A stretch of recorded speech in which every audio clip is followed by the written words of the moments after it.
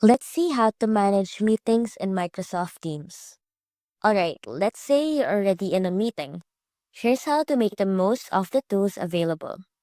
First, at the top, you've got your mute or unmute button.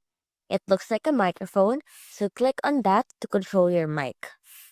Beside that is the camera button. Click on it to turn your video on or off.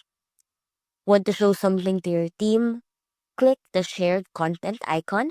That's the rectangle with an arrow. You can share your entire screen or just a specific window. For side conversations or sharing links, click the chat icon. Anything you type here stays visible to all participants. Click the people icon to see who's in the meeting. You can also mute others if you're the organizer. Need to get the speaker's attention? Just click the raise hand button.